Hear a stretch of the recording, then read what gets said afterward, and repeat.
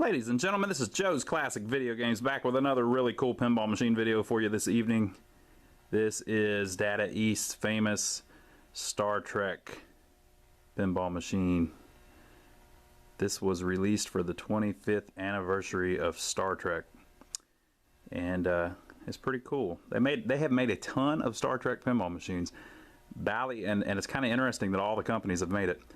Bally made one in, I believe, 79, and then Data East made this one in 91, and then Williams made, it may have been Bally too, you know, Williams and Bally were owned by the same company, but Williams made one in 93-ish, I would guess, 94 maybe, which was Star Trek The Next Generation. And then Stern Pinball has now made one a couple years ago that was based kind of on the new movies. So they have got their money's worth out of Star Trek, and all four of them I played, and I liked all four of them. So just a cool pinball theme. This is the Data East one. Like I said, several companies have made one, but this one was based on the or was meant to commemorate the 25th anniversary, and it features the original cast. So you've got Captain Kirk and everybody's favorite Spock. So it's got a neat look to it. These Data East games don't get a lot of love. This one here is pretty respected, but a lot of these Data East games are just now kind of coming into their own. People have they haven't been all that desirable for years, but now people are starting to give them a second look and realizing that a lot of them are pretty good games. The artwork on the side is awesome, obviously. I'm not a big Trekkie, so I don't know a lot about all of the little like the different versions of the Enterprise and all that, but I'm sure the people watching this video do, or they wouldn't be watching the video. The front, it's in pretty good shape. It's got a little bit of art that's been touched up, but looks pretty good. And then this side, of course, is just a mirror of the other side. Now, I believe, again, I'm not a Trekkie, but I've seen all the movies and stuff. I think that's a Romulan warbird, am I right? I don't know what this one is with the bird underneath it. Maybe I got them backwards. Maybe that's the Romulan warbird. Yeah, maybe that's the Romulan warbird, and that's the Klingon ship. I don't know. I'm gonna have to go back and touch up on my Star Trek. So it's a really cool look, and the most stunning thing about it was this back glass. Looks fantastic. Look at that. That's amazing. And so it has this, the reason that the middle looks so weird there, if you haven't seen this game, is because that's a it's one of those little, I don't know what they call that, but basically depending on the, I guess it's not the angle, because they move a piece in there. There's a little motor in there that moves a screen in front of that makes them disappear, so they actually transport up like they did on the show. So you might get a moire pattern there because it's got these lines in front of it that block some of the art, and so what it does is it moves the lines over the art of the cast, and they disappear.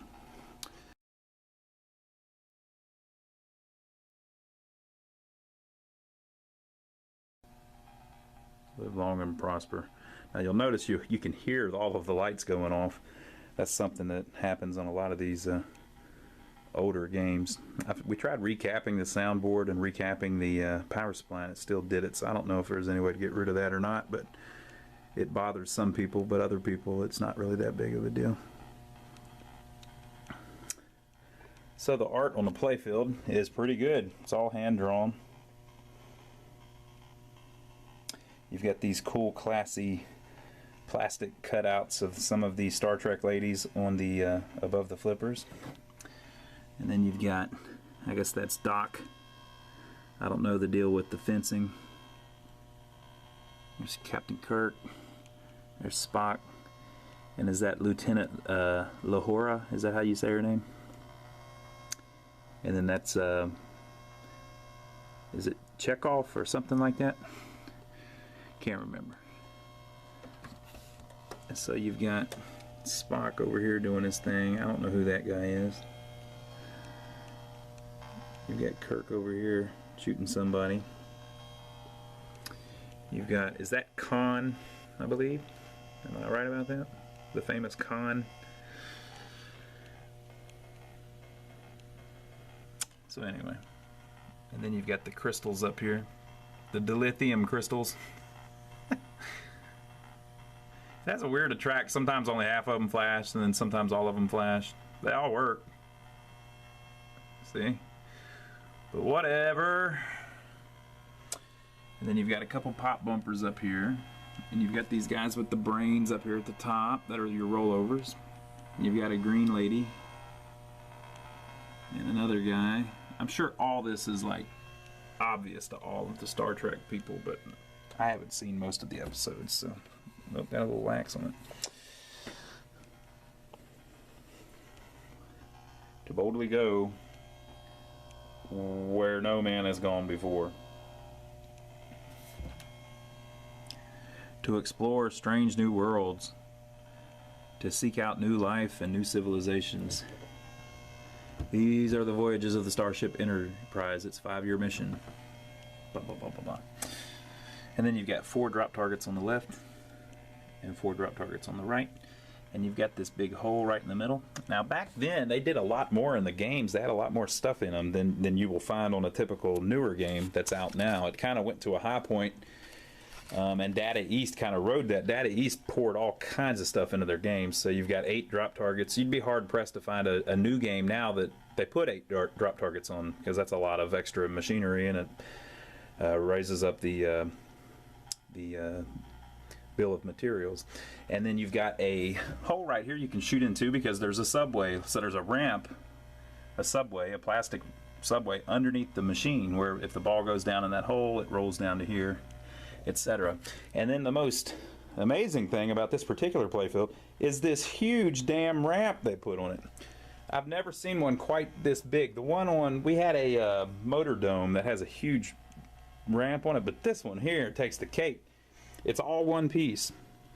And I don't know how they made it. You'd think that they'd mess that up trying to make one that big, but you have a ramp over here, and it's kind of like a half ramp, and then it stops. So the piece starts right here, goes behind the back box, and then over here, it starts down here. Yeah, it starts down here, goes up and behind the back box. It's all one piece. Comes out here, splits in two, all one piece. Comes all the way down the left side. And then over here, comes all the way down the right side. And that's all one piece. One big, huge ramp. Which is kind of easy to take off. Whenever we were taking the playfield apart and working on everything, we thought, oh man, this is going to be a pain. But it's not that hard to take off, really. Just one big formed piece. Now, you can't get a replacement one of those, but I would imagine that thing would have to be $300 or $400 if they made a replacement, just because of its size and the complexity of trying to get it perfect.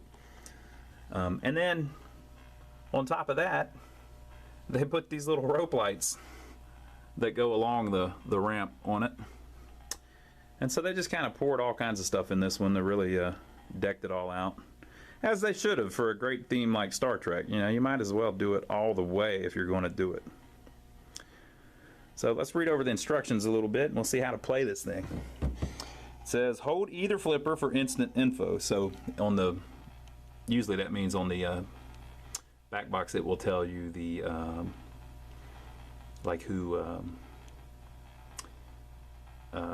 got the high score and all that stuff. I love the little dot matrix animations on this one are really cool. Shields down. The Data East games, featuring the voices of Scotty and McCoy.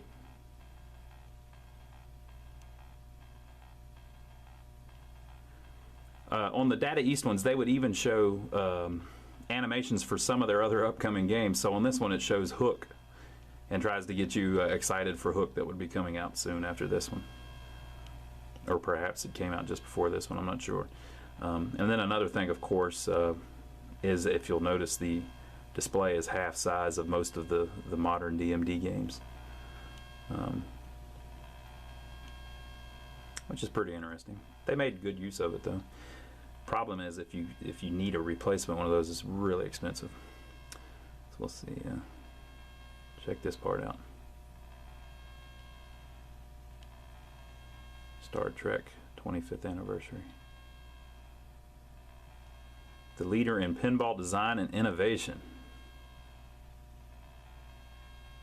All right. Okay, so they have a little diagram here where they actually show you the playfield so you can figure out everything. The skill shot. Shoot the warships located in the display with flashing launch button. Aim at ship center for maximum points. So basically, whenever you go to start the game, it says fire photon torpedo, and on the back glass, I mean on the DMD, it will show a enemy ship flying by with the crosshairs, and you try to shoot it as it flies by, and that's your skill shot. Winners don't use drugs, people. All right, laser kick. Shoot the top right. Shoot right top lane to light the laser kick. Relight laser kick. So if you make that shot, it lights your laser kick over here, which will save your ball if you lose it out to the left. Multiplier. Top 3 lanes advance the multiplier. So that's the top 3 rollovers up there with the 3 brainy looking guys. Collect multi-ball. Collect crystals to open the transporter. Shoot the ball into the transporter to beam and transport the crew. Auto 3 ball begins with beaming effect. So all around the playfield you have these dilithium crystals, as they're called, laying all over the place, and they're all numbered. So 3 is that target right there, 4 is the target in the middle, 5 is that target right there, 8 is if you get all 4 of those drop targets down, 7 is if you get all 4 of those drop targets down, 6 is the left in lane, 9 is the right in lane, 2 is the right ramp, and 1 is the left lamp. That's how you get all of them. Now once you get all of them, it tells you to hit the center target again. And so if you hit that center target, it raises the transporter. Now the transporter is this ramp. So this ramp can actually raise up, and then you can shoot under it. So if you shoot under it, it locks the ball. Or actually, I think it goes into the subway. If you shoot if you shoot under it, it goes into the subway, which goes all the way underneath the playfield down to all the way under the playfield down to here and ends up over here. But whenever it does that, it beams up the crew. And on the DMD it says something about transport, and it's got arrows pointing up, and if you look at the back glass, the crew fades away and then disappears like they do on the show. Pretty incredible. And then it starts multi-ball. Now after it starts multi-ball, the crew's gone the whole time, and there's just all kinds of stuff going on. The music's pumping, everything's great. And then whenever you lose all of the balls except for your last one, you know, to get out of multi-ball, they beam back in. Man, they just don't do really cool stuff like that on pinball machines anymore. I guess some of them do, but not many. So that's one of the coolest tricks on a machine, really, if you think about it. Okay, jackpot. In multi-ball, shoot the moving primary crystal to open transporter. Shoot transporter to collect 10, 15, 20, 25, 50, and 100 million jackpots. So in multi-ball, you hit the swinging... Oh, by the way, that target moves back and forth the whole time. In multi-ball, you hit the swinging target, and it opens up the transporter again. And then if you make that shot, you get various bonuses going up to $100 million points. Primary crystal. One shot at the moving primary crystal advances the phasers when yellow, and opens transporter for multi-ball and jackpot when green. So there you go. Million plus. I didn't know about this one. Shoot left and right ramps or primary crystal to advance phasers. When complete, shoot primary crystal for million plus. All right. Ice planet. So these are the phasers, I believe, here. The red and green in the middle.